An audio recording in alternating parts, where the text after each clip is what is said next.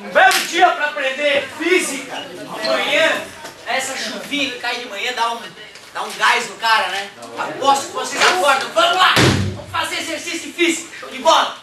Fiquei muito feliz que eu vi que a grande imensa maioria fez as duas partes da tarefa. E claro, quem não fez uma parte ganha metadezinha, só perde meio pontinho. E assim, eu estou chegando próximo das 10 cobranças de tarefa. Tá? E já tem uma galera com 7 ali, já tem uma galera que já deixou de fazer 3 tarefas, né? E tu lembra do nosso acordo, né? Cada tarefa que tu não faz, 1 ponto a menos. Tu perde tarefa, certo? Claro que tem sempre os recordistas, que deixam 5, 6 tarefas sem fazer e tiram 4 na tarefa, né? Aí tu imagina, o cara não faz tarefa, já não está aprendendo, porque é impossível aprender sem exercitar. Aí se arromba na prova, ainda mais na nota de tarefa, meu Deus, que Deus proteja, né? Que Deus proteja. Galerinha, exercício extra, o negócio é o seguinte, vamos começar pelo extra para a gente já se livrar dessa parte de cálculo. Alguém pode ler o primeiro exercício, por favor? Para um carro com massa de 1.215 de aceleração de 2,5 metros por segundo ao quadrado, calcule a força. Muito obrigado, garoto. Para um carro de 1.200 kg, viu? Não tem nem ET nessa aqui. Aceleração de 2,5 metros por segundo ao quadrado, calcule a força resultante. Tu vai ter que decorar a fórmula? Pior é que não, porque eu forneço a fórmula. Física, meu amor, segunda lei de Newton. Copiou a fórmula com carinho. Tu tem o FR? Não, tu não tem a força resultante e a massa.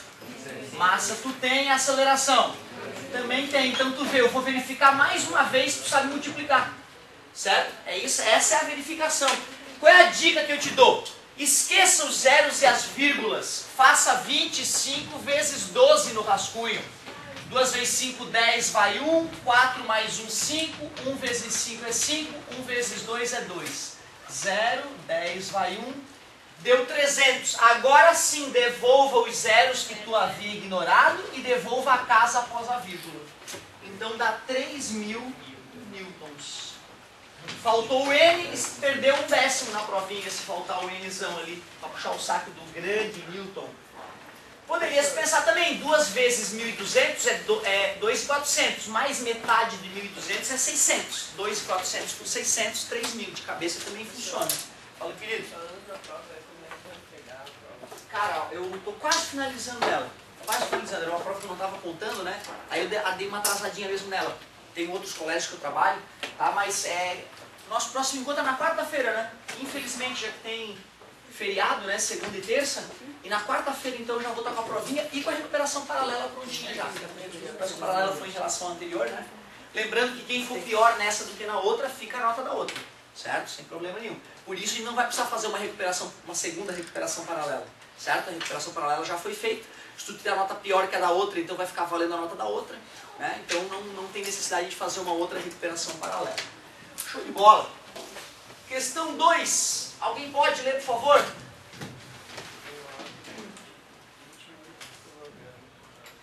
Um OVNI, opa, adorei. 20.000 kg de massa.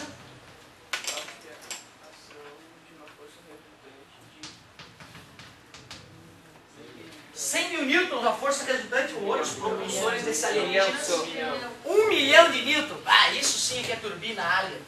1 milhão de newtons. Calcule a aceleração. Muitíssimo obrigado. Então falou que uma nave tinha 20.000 quilos de massa, 1 milhão de newtons a força resultante atuando nela, pede a aceleração. Física, meu amor!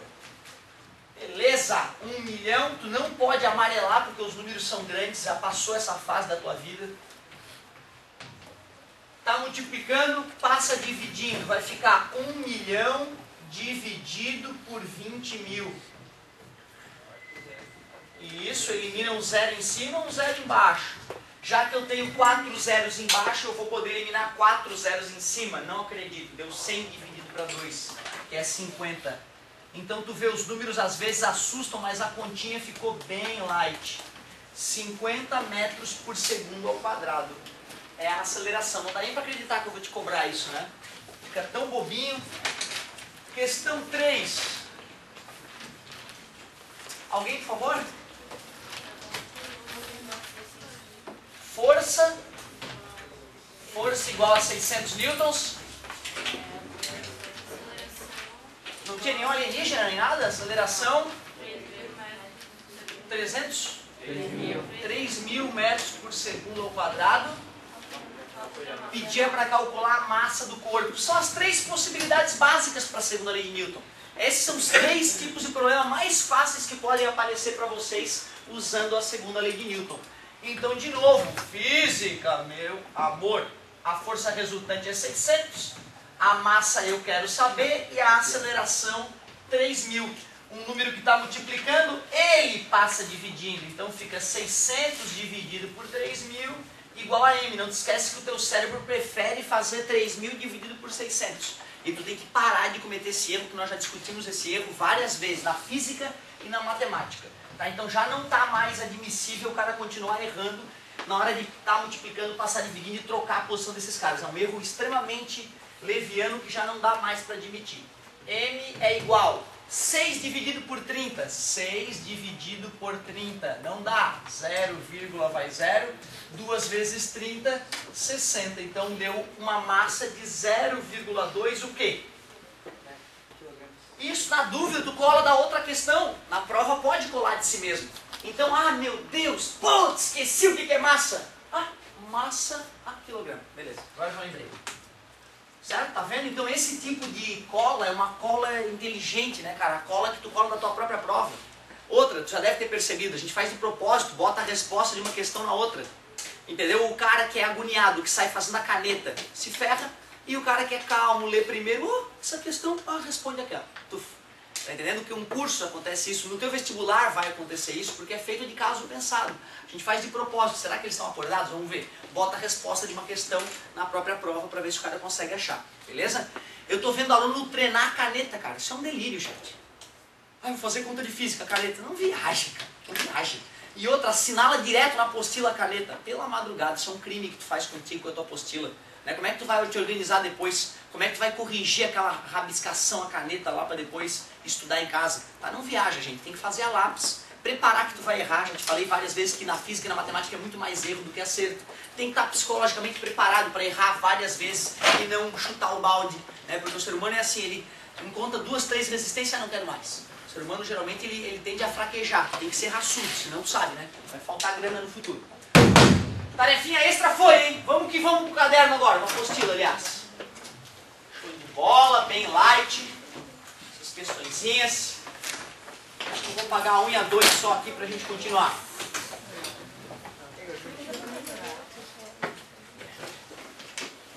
Galera, outra coisa.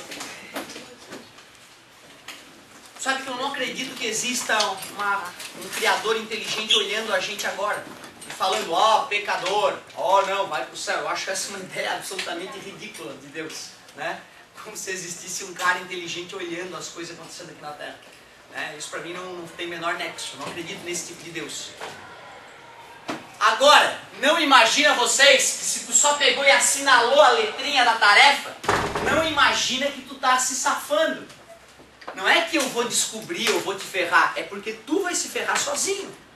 Então, se tu não leu as questões, raciocinou e pensou, tu vai pagar um preço no futuro. Não é porque Deus está olhando, é porque os homens vão te cobrar. Tá beleza? Então é importante, que às vezes tem um malandrão, né? Ele chega lá, eu vi inclusive quando eu estava aqui assim, eu fico olhando para ver quem é que está assinalando as questões, entendeu? Antes de sair cobrando, eu fico olhando, lá tem um babaca assinalando. E aí eu vejo, o coitado tá se ferrando. Né? Ele pode achar que não, ele está pensando, eu sou um malandrão, estou enganando o babaca narigudo de física. Mas não, tu está cavando o teu próprio buraco. É fundamental que isso fique muito claro dentro de ti. E não tem nada a ver com Deus, tem a ver com os homens, certo? Que vão te cobrar essas coisas. Vamos que vamos! Uou! Página 57, exercício 1. Só tinha que tentar, não era para acertar. Olha que bonitinho. Segundo a primeira lei de Newton, é correto afirmar, deixa eu lembrar, a primeira lei de Newton, se a força resultante atuando num corpo é zero, ou ele está parado e vai continuar parado, ou ele está em MRU e vai continuar em MRU. O que é MRU?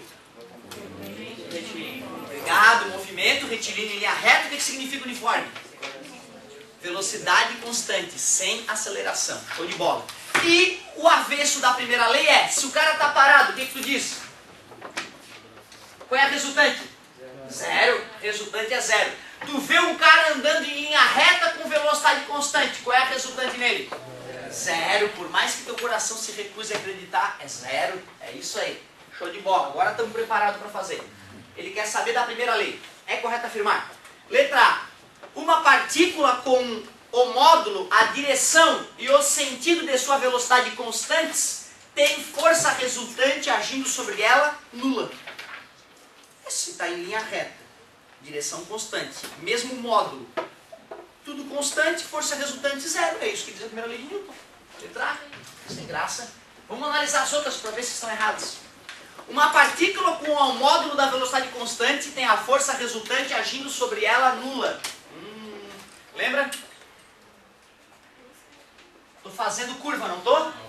O módulo da velocidade está constante, tá vendo? O módulo da velocidade, eu não estou aumentando nem diminuindo a velocidade, eu estava andando constante, concorda comigo? Minha velocidade está em módulo constante. Só que o vetor velocidade está apontando toda hora para um lugar diferente. Lembra que eu te falei que fazer curva é acelerar? E o cara não garantiu que estava em linha reta. Se o cara está fazendo curva, a resultante não é zero. Então não basta ter velocidade constante. Tem que estar com a velocidade constante e andando em linha reta para a resultante ser zero. E ele não falou que estava andando em linha reta, por isso que a B é falsa. Letra C. Uma partícula com o módulo e o sentido de sua velocidade constantes tem a força resultante agindo sobre ela nula.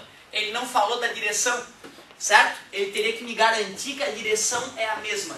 Então imagine, eu estou indo para lá. Eu dei uma leve mudada na posição, tá vendo? Uma leve guinada na direção da velocidade, mas mantive o sentido, não fui no sentido oposto. Isso teve que exigir força para que eu pudesse mudar para onde eu estava indo. Se o cara muda de direção, tem que ter força. Para um cara poder estar com força resultante zero, MRU, movimento retilíneo uniforme. Ele não me garantiu que estava em linha reta. Falsa, letra C. Uma partícula com a direção e o sentido de sua velocidade constantes tem a força resultante agindo sobre ela nula. Não. Direção e sentido constante, mas se a velocidade está aumentando ou diminuindo, tem aceleração. Ele tem que garantir que as três coisas não mudam. Módulo, direção e sentido. Errada a letra D. Uma partícula com o módulo, a direção e o sentido de sua aceleração constantes tem a força resultante agindo sobre ela nula. Que aceleração? É a velocidade. Se tem aceleração, não é MRU. É outra história já. A gente chama de MRUV, quando tem aceleração. Vamos ver o que é MRUV? Movimento uniformemente variado. Quer dizer que a velocidade varia de maneira uniforme. Aí tem a aceleração. E para poder aplicar a primeira lei de Newton, não pode ter aceleração. Confirmamos que era a letra A.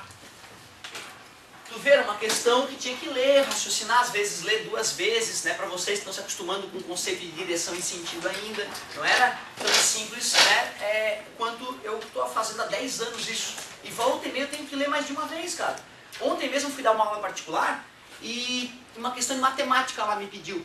E eu, na hora lá, olha, travei na questão para não perder tempo, né? Uma aula particular tem uma hora, não posso ficar meia hora resolvendo uma questão, né? Aí passei para outras, fiz quilos de outras questões. Aí chegando em casa, fui matar aquela questãozinha que tinha ficado apertado de fazer lá. Aí eu olhei na hora, putz, aí saiu na hora a questão assim, ai, ridículo, semelhança de triângulos. Mas lá na hora de dar aula pro menino, eu fiquei uns 10 minutos travado na questão, sem conseguir fazer. E eu tô há anos trabalhando com isso. Tá vendo? Se o cara não exercita diariamente, se o cara não treina diariamente, o cara perde a capacidade de fazer questões difíceis. Tem que estar treinando, tem que ter humildade e tem que exercitar sempre. Questão 2, da página 57 ainda.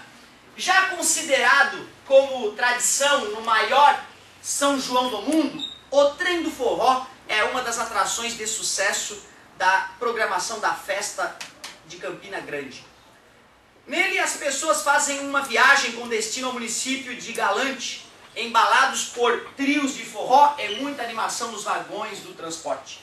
Um casal que se divertia intensamente numa das viagens sentiu uma certa dificuldade em acertar o passo do forró, pois ora eram lançados para frente, ora para trás. E quando o trem realizava a curva, sentiam-se deslocados para fora das mesmas. Assinale a alternativa que apresenta o conceito ou princípio que está relacionado com o que ocorreu com este casal forrozeiro. E aí, galerinha? Essa história de tu tá dentro de carro e de repente tu te sente jogado para frente. De repente tu te sente jogado para trás. Ora tu está sendo jogado para um lado, ora para o outro. É efeito do quê? Da inércia, porque o corpo que está parado tende a continuar parado. Então se o cara está parado lá e o ônibus e o trem vai arrancar, tu vai se sentir sendo jogado para trás. Se tu tá dentro do ônibus, dançando forrozinho, e aí de repente ele começa a frear, tu vai te sentir sendo jogado para frente, porque tu estava andando, quer continuar andando, certo? Se tu tá em linha reta com o trem e o trem faz a curva para a direita, tu que quer passar reto vai sentir como se estivesse batendo na parte esquerda do ônibus, do trem, bonito trem, certo? Então com certeza é inércia. Outra, né? Queda livre. Nós nem falamos sobre queda livre ainda, meu Deus. Empuxo, né? Empuxo é só no ano que vem. O Arquimedes inventou essa história 300 anos antes de Cristo. É o que explica o que faz os corpos flutuarem na água ou no ar. Princípio fundamental de dinâmica. Esse é o física, meu amor. Né? E não é essa equação que explica esse fenômeno. É a inércia mesmo. Princípio da incerteza. Princípio da incerteza de Heisenberg, que diz que a gente não pode conhecer a velocidade e a posição de um elétron com precisão. Ou a gente conhece a velocidade com precisão e perde a posição, ou descobre onde ele está, mas desconhece a velocidade. Deus, quando criou a natureza, ele fez isso. Quer conhecer ela toda? Não pode. Ou tu conhece mais uma parte ou mais outra. As duas ao mesmo tempo tu não pode conhecer adequadamente. Princípio da incerteza. Sobre esse princípio, o Albert Einstein, que discordava inicialmente do princípio, falava: eu duvido. Deus não joga dados, ele dizia, o Albert Einstein. Né? Ele duvidava que a natureza pudesse ter uma certa incerteza na sua, no seu cálculo. Imagina, eu sei exatamente a velocidade inicial do giz. Teoricamente, tu pode a qualquer momento calcular a posição dele, né, futuramente, certo? E para corpos grandes é assim que funciona mesmo, mas para corpos minúsculos como elétrons ou átomos, tu não pode saber a velocidade e a posição com precisão, certo? Mas é algo que eu só vou discutir contigo no final do terceirão.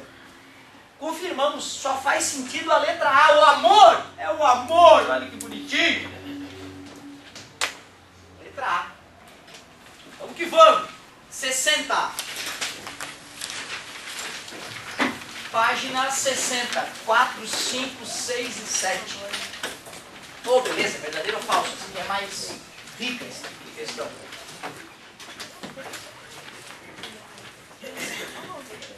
A mecânica clássica, também conhecida como mecânica newtoniana, olha só, mecânica newtoniana, porque foi o Newton que inventou, brincadeira, fundamenta-se em princípios que podem ser sintetizados em um conjunto de 3 afirmações, conhecidas como as leis de Newton do movimento.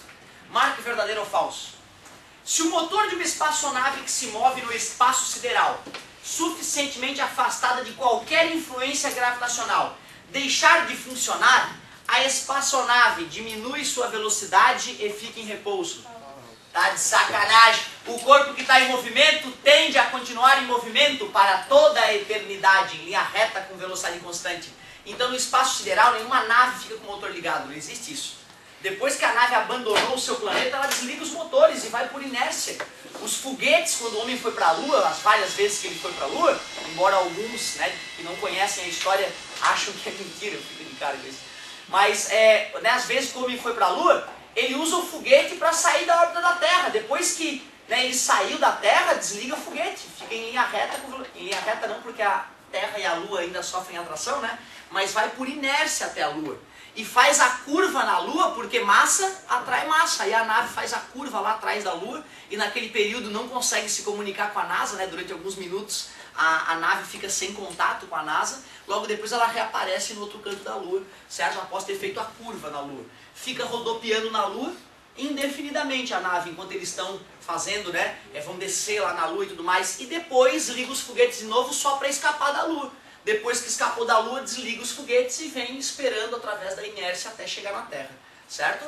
Show de bola. Quando o homem quis jogar sondas em outros lugares mais distantes, ele tinha que lançar primeiro a sonda para um planeta mais próximo, aí a sonda passa perto do planeta, é catapultada por esse planeta, para jogar o bichinho em outro asteroide. Olha que loucura. O cara tem que manjar muito de cinemática e de dinâmica, né? Para poder fazer o cálculo. Olha, vamos lançar com esse ângulo porque vai dar certo. Bizarro. E depois a coisa pousa num planeta alienígena ainda, cara. Com câmera e controle remoto. Bizarro, né, cara? A tecnologia tá foda.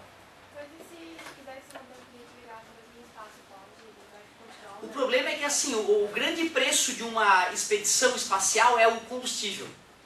Tu precisa de toneladas e toneladas de combustível. Para cada quilo que tu quer botar em órbita, tu precisa de 4 quilos de combustível.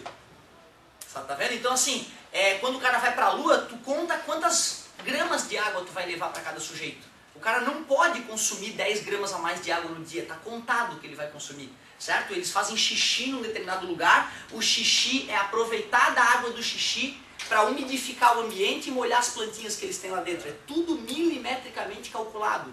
O cocô, tu bota numa máquina, extrai a água do cocô, purifica, que vai ser usada para consumo da tripulação e tudo mais. Certo? A água que tu bota na tua comida que é desidratada, porque ela tem que ir sem água para não pesar, é a água que saiu do teu xixi, cara. É tudo limpinho, é tudo esterilizado, entendeu? Mas é tudo minimamente calculado. O suor que sai da pele dos astronautas é colhido pela nave, processado para depois ser lançado no ambiente na forma adequada. É foda, gente, é muita tecnologia. Às vezes a gente acha que é coisa pouca, né? Então assim, cada engenheiro é responsável por uma coisa mínima, e são milhares de engenheiros, os mais feras do mundo, cuidando disso. Quem é que já viu Apollo 13 aí? Levanta a mão.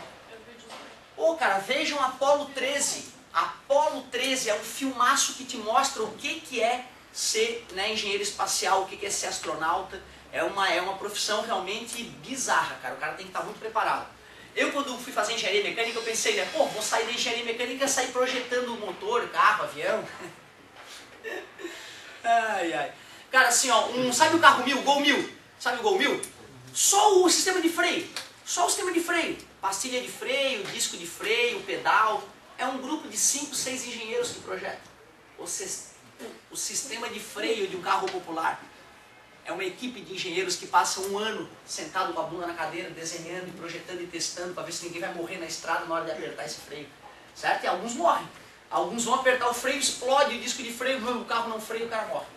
Tu vê que loucura, bicho. Né? Então a engenharia é uma coisa extremamente séria, como medicina. Se tu erra, tu mata. Né? E vocês estão, teoricamente, quem quiser ser engenheiro está começando agora. Está começando agora. É isso aí. Bonito.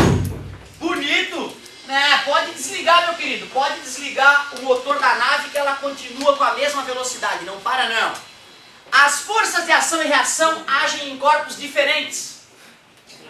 Né? Porque se ação e reação agissem no mesmo corpo, lembra? O movimento não seria possível. Porque ação e reação têm mesmo módulo, mesma direção e sentidos opostos. Se atuassem no mesmo corpo, se anulariam e o movimento não seria possível. Se eu me mexo, é porque ação e reação não se anulam, e se elas não se anulam, é porque atuam em corpos diferentes. Foi discutido em sala de aula, verdade. Massa é a propriedade de um corpo que determina a sua resistência a uma mudança de movimento. Né? Tá parado, é difícil acelerar se o cara tem muita massa. Se está andando, é difícil parar porque tem muita massa. O caminhão, na hora de fazer curva, é muito mais perigoso do que um carro na hora de fazer curva, porque o caminhão tem mais massa e tem mais inércia, tem mais tendência de continuar em linha reta. Tem razão. Massa é a medida da inércia, tinha te contado, e a inércia é a dificuldade de mudar a maneira de se movimentar. A moto é absolutamente a mesma coisa. Na verdade, a moto não cai por causa da inércia. Certo? E tem um outro tipo de inércia que eu não comentei com vocês. Que bom que tu falou isso. Eu lembro lá na engenharia, na Física 2, o cara me traz uma roda de bicicleta. Uma coisa engatada na roda de bicicleta. E aí ele bota aquela roda para girar. E aí dá para alguém segurar a roda de bicicleta. Beleza, fiquei segurando a roda de bicicleta. Aí ele pediu, muda a posição da roda. A roda estava girando na minha frente, né? Eu fui fazer assim, ó. Eu fiquei impressionado. Ela não queria ir. Eu tive que fazer uma força danada para a roda sair dessa posição e ir para outra. Que loucura, né? Vocês já viram moto velocidade? O cara cai da moto, a moto continua. Acontece direto, qualquer corrida de moto velocidade, o cara cai da moto, a moto continua em linha reta. Certo? Porque um corpo que está girando tende a continuar girando na mesma maneira. Então quando tu pega a roda da tua bicicleta e faz ela girar assim, ela quer continuar girando assim por inércia. Para tu fazer ela girar para lá, tu tem que fazer força no guidão, senão ela continua em linha reta. Por isso a galera tira a mão do volante e fica andando normal, né? Tem que ser assim. Se começar a fazer curva do além, tem alguma coisa errada. Porque o corpo está andando em linha reta, tende a continuar andando em linha reta. E quanto mais rápido a moto tá, mais difícil vai fazer ela fazer a curva. Aí como é que a gente faz ela fazer a curva? Não é nem com o guidão, né? É com o corpo, a gente joga o corpo um pouco pro lado. Certo? O guidão naturalmente vai virar para ela poder fazer a curva. Certo?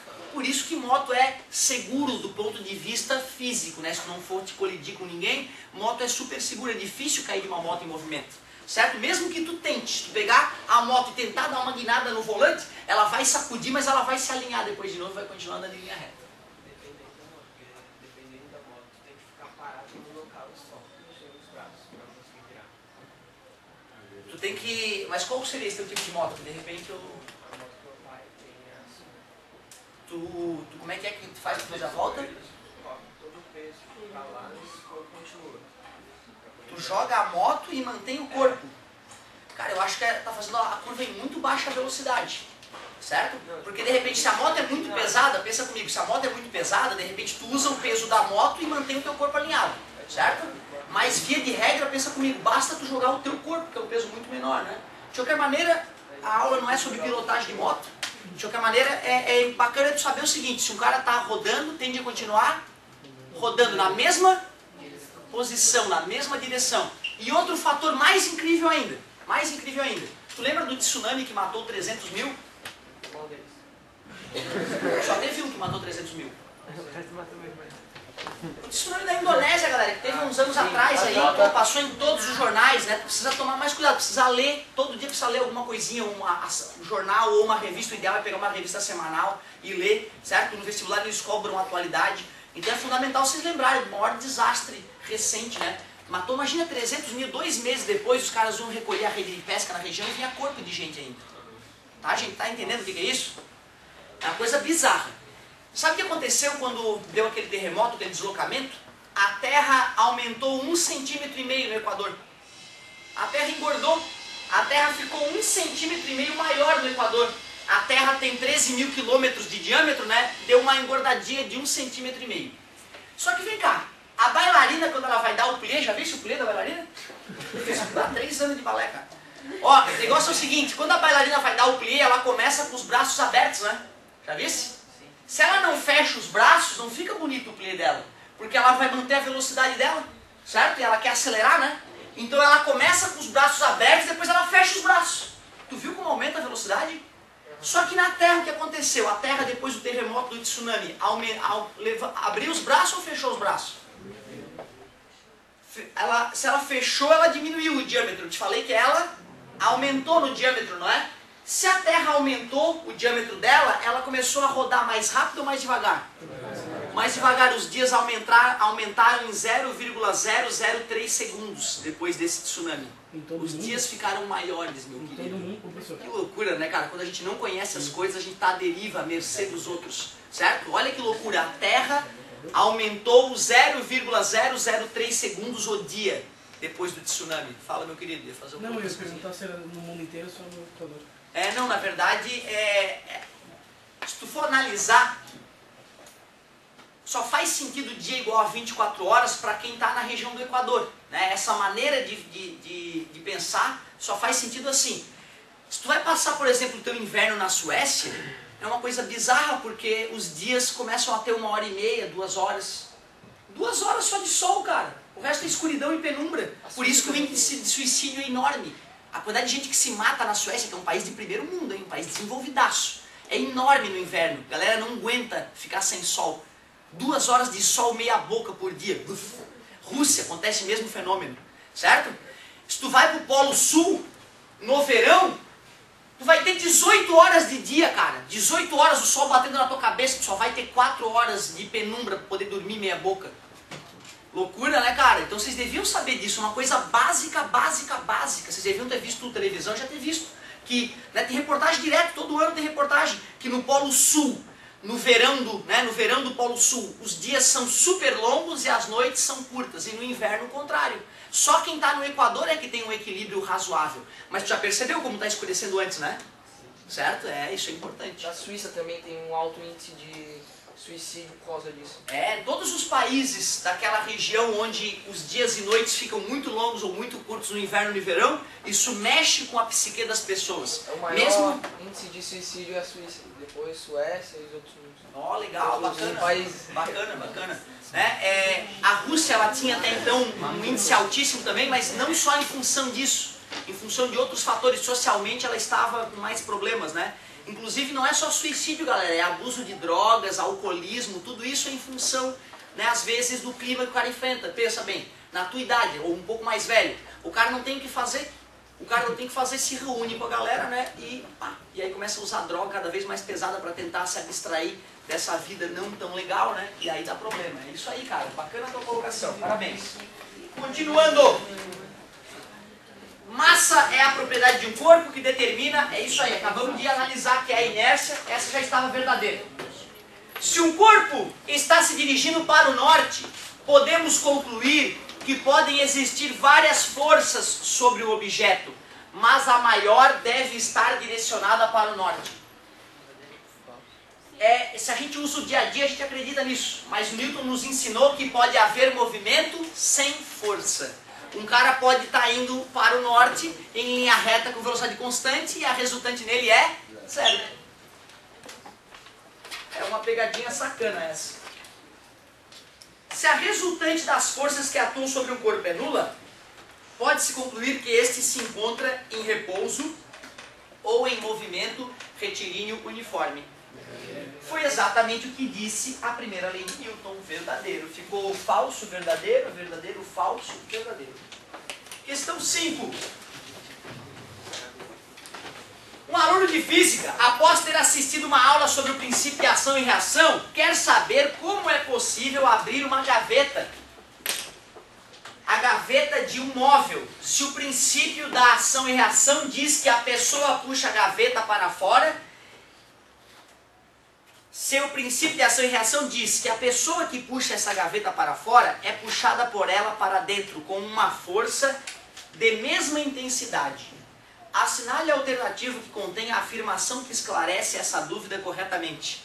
Né? Pensa bem, aquela história do burro de novo, né? O burro na carroça, meu Deus, ação e reação, mesma direção, mesmo módulo, sentidos opostos, ação e reação se anulam. E aí o cara não consegue mais sair do lugar. Por que então, se eu puxo a gaveta com a mesma força que ela me puxa, por que é possível abrir ela? Por que ação e reação não se anulam? Ele quer explicação para isso. Letra A. A força exercida pela pessoa para fora é maior que a força exercida pela gaveta para dentro. Não, isso viola a terceira lei de Newton. Ação e reação têm mesmo módulo, como é que uma pode ser mais forte que a outra? Não. As forças são iguais e opostas, mas não se anulam porque atuam em corpos diferentes. É isso que faz ação e reação não se anular. Atuam em corpos diferentes. Vamos só ver as outras explicações. O princípio da ação e reação não é válido nesta situação, porque estão envolvidos dois corpos diferentes. Ah, bicho! Lei é lei, meu querido. Vale sempre em qualquer lugar. Terceira lei de Newton é sempre válida. Aliás, o número de forças no universo é par ou ímpar? Par. Eu lembro que quando eu li essa pergunta, eu achei que o cara tá pirado. Como é que eu vou adivinhar se o número de forças é par ou ímpar no universo ainda? Não é não? No universo. Né? Mas se para toda ação tem uma reação, tem que ser par. Não existe força isolada, é sempre aos pares.